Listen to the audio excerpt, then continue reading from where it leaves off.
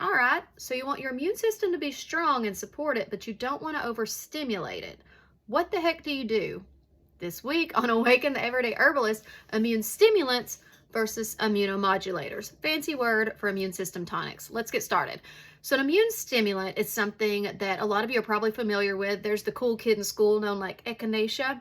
An immune stimulant is a category of herbs that actively helps your body to battle a bacteria or a virus or something in the moment. It helps you battle it more effectively and with more vigor. Their mode of action includes increasing phagocytosis, white blood cell division and activity, or moderating immune communication chemicals such as cytokines.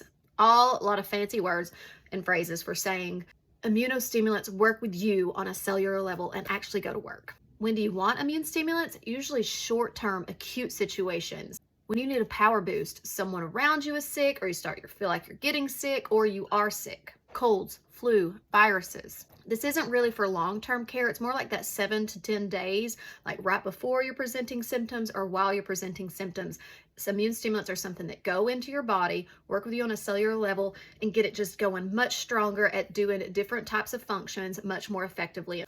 They also, they work very quickly, but they need to be re-administered very frequently. So we're talking a cup of tea and then maybe another cup of tea, and you're drinking tea all day long with immune stimulant. Or if you're taking a tincture, you would administer it every 2 to 3 hours, like 30 or 60 drops, depending on what herb. I'm going to talk quickly about echinacea because that is kind of the well-known immune stimulant herb. Echinacea, it truly has to be administered every 3 hours to be effective. And so if it's a tea, you're kind of sipping on it all day, or if it is a tincture, you want 60 drops every 2 to 3 hours. It has for so long been worked with for colds, bronchitis, influenza, mastitis, you name it, something where there's something infecting the body and you need help to stimulate your body's own defense system and go into work. Echinacea does stimulate macrophage activity as well as interleukin and NK cell production. So it is highly effective. It's been studied for so long, and echinacea is so powerful. But you want to get echinacea from reputable sources because you don't want someone just getting the cheaper part because it's not the one that is as active and selling it to you as echinacea. You want echinacea to tingle the tongue. That's how you know when echinacea is really potent, is when it kind of tingles the tongue just a little bit.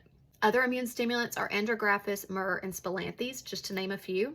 But another approach in tending to the immune system are immunomodulators, another fancy word for basically immune system tonic.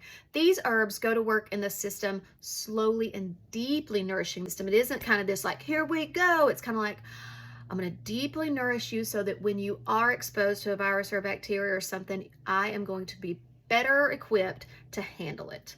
There are certain immunomodulators also that can help regulate a disordered immune system. So whether it's excess immunity like allergies or lower immunity, and so that would be like cancer and AIDS, or both being autoimmune disease. And so immunomodulators can also be appropriate there because I don't work with immune stimulants very aggressively with people with autoimmune disease, just in case it could irritate it, or being very conscious of if they do have autoimmune disease, keeping the immunostimulants to a minimum.